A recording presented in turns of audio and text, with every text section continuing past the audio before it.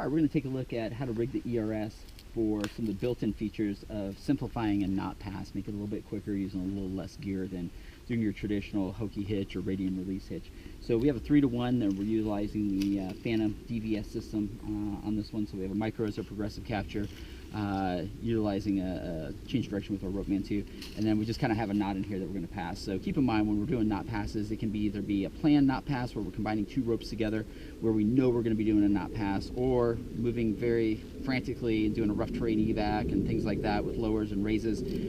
Sometimes we just find knots in our rope. So this also will help for the unexpected knot that you may find. So whenever we're doing hauls or raises, we're always rigging into the shelf of the system. If we're doing lowers, we always start from this portion. That'll make sense here in a second. So as we're rigging, we have it rigged into our shelf because it's a raise, and that's going to be kind of our natural progression to be able to pass that knot. And then below here, we have a carabiner rigged up for a contingency with the element Purcell from the DVS system already rigged on there, just in case we need to transfer that load. So as we're coming in and we're doing our regular haul system and we're working on that 3-to-1, we see that knot coming in close. We want to stop that knot with enough room that we'll be able to release that system onto there. So usually about a hand's width distance is more than enough than what we need.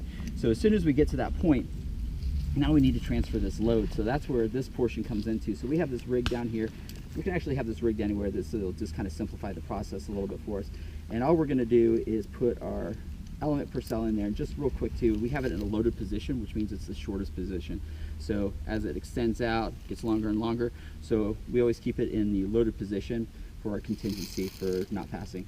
So this is just going to cook into the carabiner here. And we're going to extend that out as far as we can, and we're going to want to make that tight. So this is just kind of just sitting there, and we're keeping that in for when we pass it. We want to make that as tight as possible so it's grabbed. That means when we release this, it's going to be very, very little bit of movement to take it. So we just need to pull on our MA just enough that it releases that pass, and then now we did it. And so once this is out, we're no longer on this system, we're now on this system. So this is kind of where the magic is here.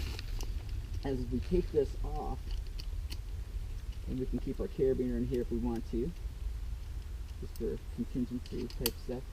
As we take this off now, we'll see that by moving it down into the lower portion, that's why we rigged it high, by moving it down, we've already passed that knot, the distance that this is to there. So as it comes through, that knot passes through our progressive capture, close this back up, and then we can basically just re-rig this on to the basket hitch portion.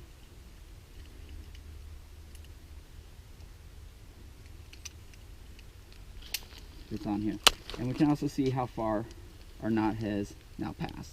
So once that goes, we got a couple options. I can start pulling again, which will release this Purcell, or I can load the system up. So once I pass that knot and I got that so it's fairly tight, I make sure that my cam is released in there. Now I can actually release it just by using 2 fingers on here, and I can load that system up so it takes it off my Purcell. And once I have slack in my Purcell, I know that the tension is back here now. At that point, we can take that Purcell right out. We can keep it in if you're worried about opening your carabiners, although we obviously have a progressive capture that's got our load for us now, so there's not much concern. Put that back into the loaded position, and it's ready to go. And now we can extend this back and start pulling our 3-to-1 again, and we've passed our knot. Not that.